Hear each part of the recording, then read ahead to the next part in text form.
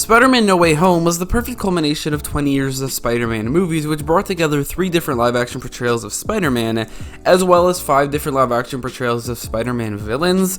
But it does bring up the question of what other heroes can we use this same concept for, and which other characters would it work for, which other characters have 3 different live-action portrayals that could still come back and are recent enough that it would bring up hype. And I made a video about the character who I think it would work the best for, and that is Batman. In that video, I went over what the criteria for this whole thing is, and since I already went over there and it takes a little bit of time to do it, there's no point in going over that again. You should probably watch the video first to just understand what this is all about, and then come back to this one as I explained everything in that video. I'm not going to do it again. Batman is a character who the concept works for the best based off the amount of recent cinematic reboots and amount of necessary villains, but in terms of comic book lore, it does not work nearly as well for Batman as it does for the Flash, a character with the power to travel to other universes with relative ease. Plus, he has powers and he had stories that literally broke the multiverse and changed the multiverse in the past. So no other character fits this more than Flash. In fact, it fits him more than it does Spider-Man. And another character who it would certainly work for is Superman, as a bunch of Supermen teaming up is sort of a tradition for the Crises, starting in Crisis on Infinite Earths with 3 of them, but then you have like Final Crisis with a whole group of Supermen teaming up in that crossover. And in this video, I'll go over what a Flash No Way Home would look like, as well as a Superman No Way Home. I'll be flip-flopping like back and forth between the two, but going over what the counterparts for each character for both of them are at the same time, as I'll go over which 3 versions of the characters should appear, and which 5 villains from those characters' universes should be used in their respective No Way Homes for those characters. Shout out to my patrons, as seen on screen, for early access to my videos, the ability to ask me questions basically at any time, and more. Donate to my Patreon today. With that out of the way though, let's start the video. So let's start off with Tom Holland's counterpart, which would have to be the youngest and least experienced version of the character. He would also be the main character of the unit. The movie would take place in his universe, and the events of the movie would mostly be his fault or because of him. And for both the Flash and Superman, that would have to be the DCEU versions of those characters. Ezra Miller's Flash has been the Flash by the next Flash movie for at most 5 years. He became the Flash in Justice League, and now it's 2022, so it's 5 years later, if it is going based off of the release date years. And the only villains that we know he has are Captain Boomerang, Steppenwolf, and his arch enemy Gary the Parademon. So he's definitely the least experienced, and he's the youngest version of the Flash who will be in that movie. And this version of Barry kind of already did have a, inspired by the other versions of the character type moment in Crisis on Infinite Earths, where he met Grant Gustin's version of the Flash, and he got the idea for the name Flash from him in Crisis on Infinite Earths.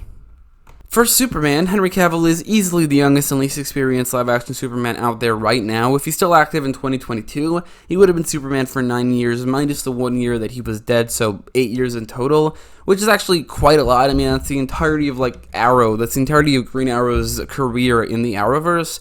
But the other 2 Supermen who will be appearing have over 20-year careers, so he's definitely the youngest and least experienced, and as such would be the Tom Holland counterpart and the main character. So then we have Andrew Garfield's Spider-Man, who is kind of like the middle child in this scenario, older than Tom Holland but younger than Tobey Maguire, and yet again we're going for the same universe for both the Flash and Superman, as I think the perfect counterpart for Andrew Garfield's Spider-Man is the Arrowverse versions of the Flash and Superman, which is actually where we deviate pretty greatly from No Way Home, as we are now including TV versions of the characters, not just the cinematic portrayals.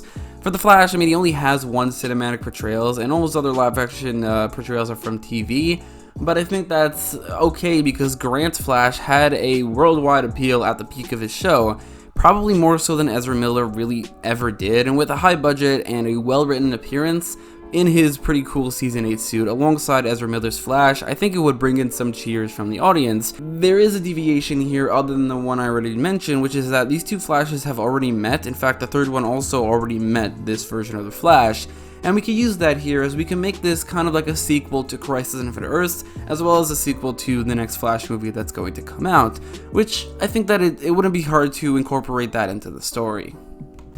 So then we have Superman, who I mentioned earlier. I would go with the Arrowverse version as well, which is Tyler Hoechlin, who doesn't really fit perfectly for a couple of reasons. He is a TV version of the character. He also debuted after Henry Cavill, and is actually more currently ongoing than Henry is. Henry's future as Superman is completely uncertain. Meanwhile, Superman and Lois Season 2 is coming out in 2 weeks? But I mentioned earlier why I chose Henry as the main character. He's less experienced, as Henry Cavill is, like I said, 8 years. He has 8 years of experience.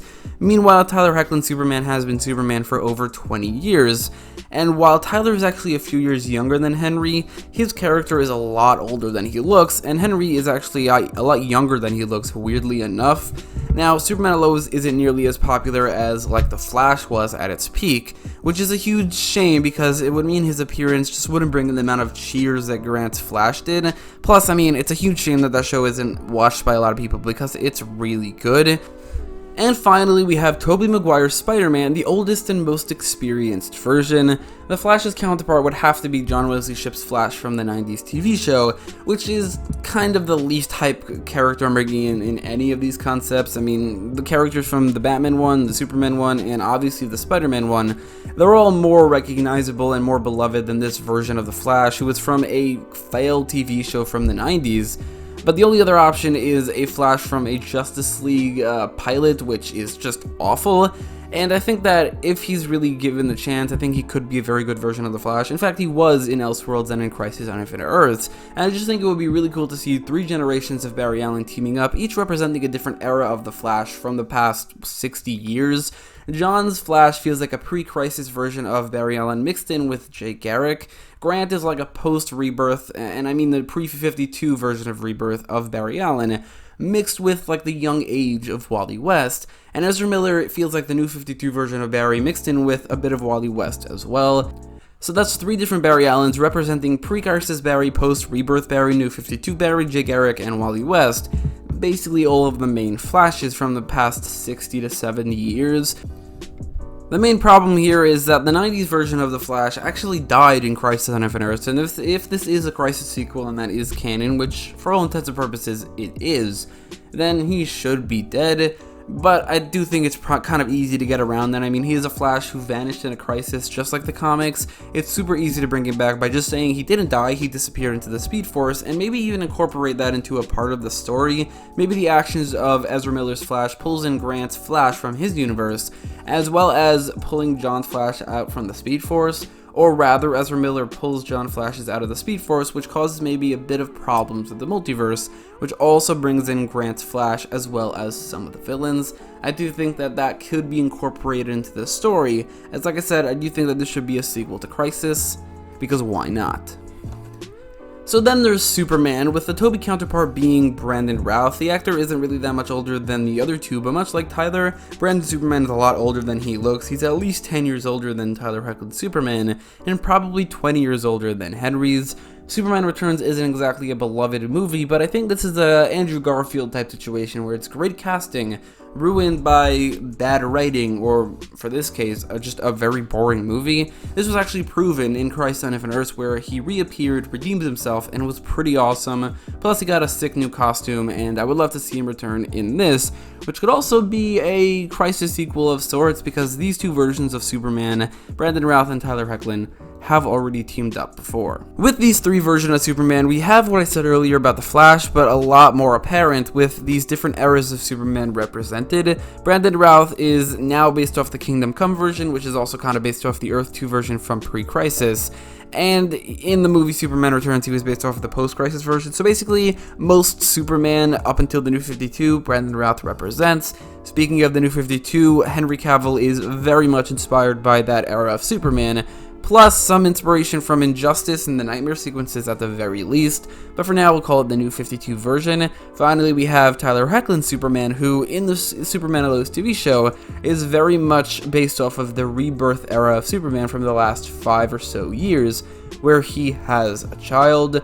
So that's 3 different, or actually more than 3 different versions of Superman represented with these 3. Plus we have like a Kingdom Come version, a New 52 version, and a Rebirth version, who all feel distinct from each other, while also being the same character.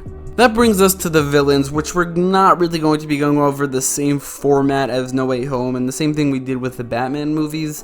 because it wouldn't work.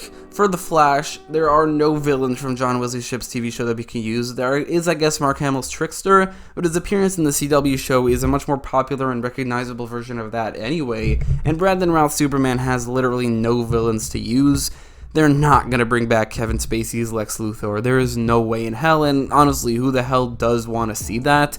For Superman, we could take a few villains from the Arrowverse and a few from the DCU, but for The Flash, Ezra really doesn't have any villains either. There's Captain Boomerang, there is Gary the Parademon, which would be awesome to see. I mean, he is the greatest live-action villain ever, but I don't think they're going to bring him back. So, from the DCU, we don't have any villains for The Flash, so honestly, we're just going to take 5 villains from the Flash CW show, which works because this is the show that has the most villains out of any of the Batman portrayals, Superman portrayals, Flash portrayals, and Spider-Man portrayals.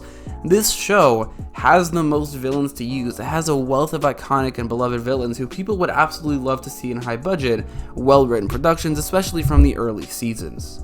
The Flash villains I would go with to be the more minor villains, like the Sandman and Lizard of the situation, are going to be King Shark and Captain Cold. They are both characters who did redeem themselves in the end, but there will be a bit of time travel involved, and both of these characters will be brought in from before they redeem themselves, and maybe they both can in the end, much like there's a Dr. Octopus type character who redeems himself, or a Sandman character who is already redeemed and just wants to get back home and doesn't mind teaming up with the villains to do so. I think that King Shark and Captain Cold could be like that, but I'm including that because they're just both very beloved and iconic characters, villains from this show. And King Shark would be awesome to see in a high-budget production, although we kind of already did with the Suicide Squad. Then there's Grodd, who I'd love to see again with a bigger budget. Zoom, who would bring in huge cheers from the audience, as Flash was one of the biggest shows on the planet in Season 2, and Zoom was an incredible villain. And finally, there's the Reverse Flash, obviously as the main villain, easily the most iconic villain from the show, and he would have like a Green Goblin type of role as the main villain. He could even have a "I'm something of a scientist myself" moment with the incredibly iconic line which became a meme, "My goals are beyond your understanding." I primarily chose villains from the earlier seasons due to the seasons being much more popular and would bring in more cheers from the audience. And I know there are 2 villains here with Zoom and Reverse Flash, but I couldn't not use Zoom. He is the second most popular villain from the show, and it would be a waste not to use him. So again, that's King Shark, Captain Cold, Grodd, Zoom, and the Reverse Flash.